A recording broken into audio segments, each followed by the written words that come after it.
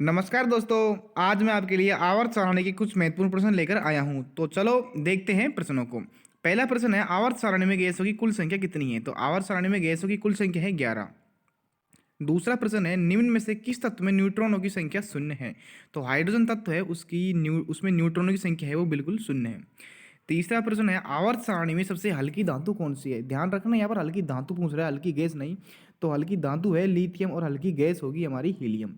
चौथा प्रश्न है, सर्वाधिक गैसीय तत्वों वाला वर्ग कौन सा है? तो शून्य वर्ग का तत्व है, जैसे वो 18वां तत्व उसको आदर्श गैसीय बोलते हैं, तो वो शून्य वर्ग वाला है।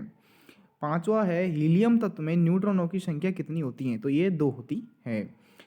छठा प्रश्न है, कौन सी अक्रिय गैस हमारी वायुमंडल में नहीं पाई जाती है? तो यह है रेडॉन। रेडॉन है जो वायुमंडल में नहीं पाई जाती है। सातवां प्रश्न है, अक्रिय गैसों में कितने मुक्त इलेक्ट्रॉन पाए जाते हैं? तो जीरो। जीरो इलेक्ट्रॉन इनमें मुक्त पाए जाते हैं। तो आप देख लेना, जो शून्य वर्ग के तत्व हैं उनमें जीरो इलेक्ट्रॉन मुक्त पाए जाते हैं।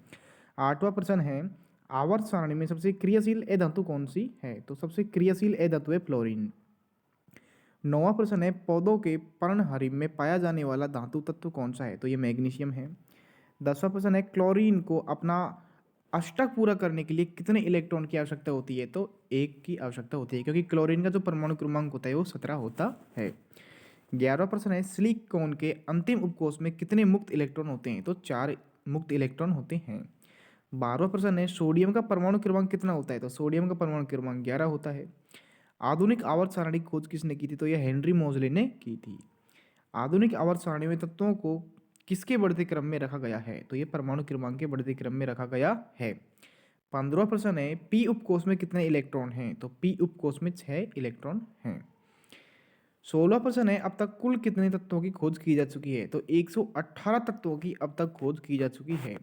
17वां प्रश्न है, मेंडलीव की आवर्त सारणी में तत्वों को किसके बढ़ते क्रम में रखा गया था? तो द्रव्यमान के बढ़ते क्रम में मेंडलीव की आवर्त सारणी में तत्वों को रखा गया था। 18वां प्रश्न है, आवर्त सारणी कुल अधातुओं की संख्या कितनी है? यानी आवर्त सारणी में कुल अधातुओं की संख्या कितनी है? तो ये 22 है।